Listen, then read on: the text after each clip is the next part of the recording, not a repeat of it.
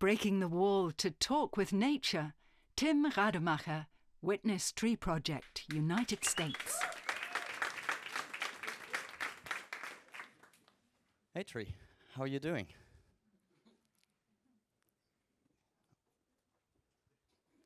Well, that's an awkward silence. Have you ever tried to talk to a tree? It's not as crazy as it seems. I am Guru.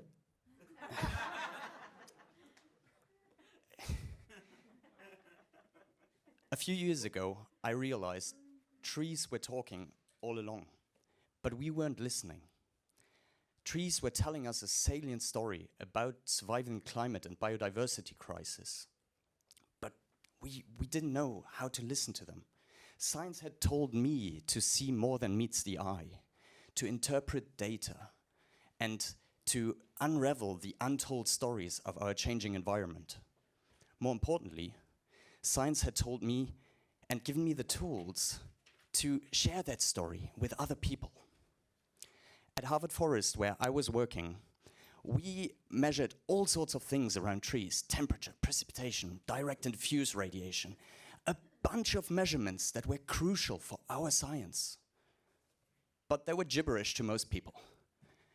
So I thought, what if I take all of this data and I transfer it to a server, and then I write an algorithm to find patterns, to separate signal from the noise, to really analyze this complex, multidimensional data and translate it into simple, human-readable messages that can then be automatically posted on social media and shared with people so that they can follow the story of a tree in real time on social media. Thus, the Witness Tree Project was born.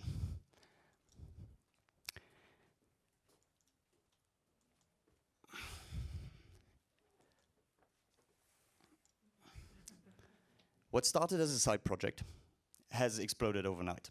The tree's first account has over 10,500 followers. The tree featured on television, in the news, in the print media, all over the world. We were on radio shows and on podcasts.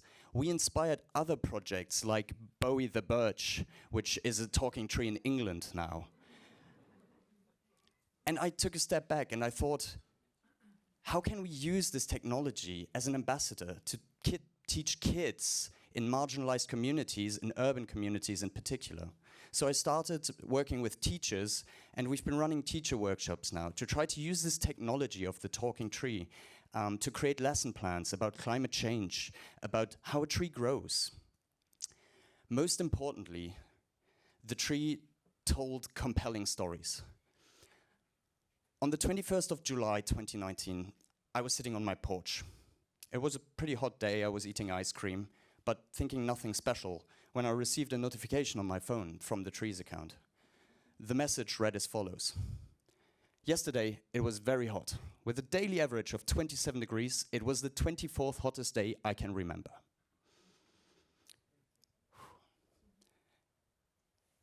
I had been working on climate data for 2 years by then at Harvard Forest. I knew temperatures were rising, but I didn't think anything special of that weekend. Humans are bad thermometers. It was in that moment that I realized that this technology is really powerful, because that single message contextualized my experience. It made climate change personal, immediate, tangible, and local. And I was not alone. There were loads of other users engaging with the account and with these kind of tweets. Like this user who asked what the hottest day is the tree can remember. Ever since, I've been striving towards a vision of building an internet of talking trees, to tear down the wall, to talk to nature. This IoT, Internet of Trees, that is,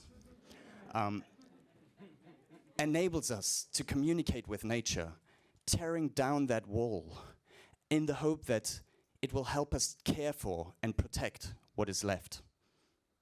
What do you think about that, tree? That's right, right?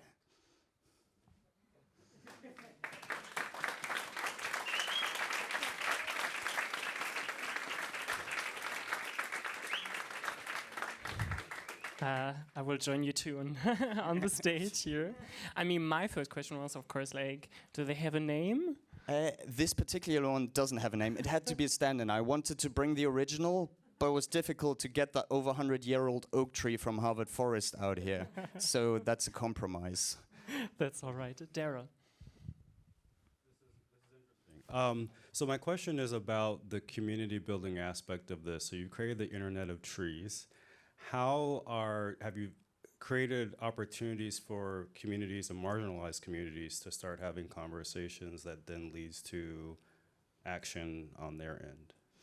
Yeah, that's a really good question. So it all started with this very first tree, and then we had started this conversation of how can we actually reach other communities and marginalized communities in particular. For us, that was urban schools. And we've started reaching out to teachers to try to see how they can use this resource, right? Because we didn't just want to do something, we wanted to work with them. So we've been collaborating with a few teachers now in New York in particular to develop lesson plans that then other teachers can use. And we are hoping to build a platform where you can actually get access to data and exercises so that students can interact with the tree. You can actually ask the account for a selfie so that kids can, interact with the tree in a fun way and learn about technology and nature, which quite often are seen as this antagonizing forces. And we try to teach about them in tandem, showing that they belong together. Laura. I was curious about the tree's memory. How far back does it go, and how do you obtain that data? And how localized can it be? That's a great question, and that's one of the barriers to actually creating sites. Harvard Forest is an incredibly well-monitored site, so we have 64 years of data. When we talk about memory, we're very careful on how we formulate the messaging, because we can only make statements about the last 64 years. When I say the tree's talking, it's actually the data talking. So we are limited by data in some places.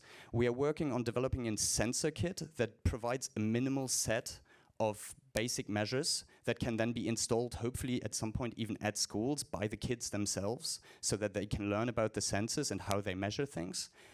But especially data history is quite often a problem. And that contextualization can only happen if we have memory and have data history. And a question from Megan. What's the most surprising thing that the tree has told you? What's the most surprising thing? I think the message I showed was for me one of the most surprising things, because for me it was a nice hot weekend, and I would never have thought about that weekend in any other way if it wasn't for getting that message and then being kind of, it's pretty hot. I think that was really for me an eye-opening moment. Other people engage with different messages. There are some things, like sometimes the tree can tweet about visitors, like animals, and a lot of people, didn't even know that these kind of animals exist in those forests around there. So it can be different for anybody. We get most engagement with climate change tweets, as we did some social media analytics on the back end. Thank you too.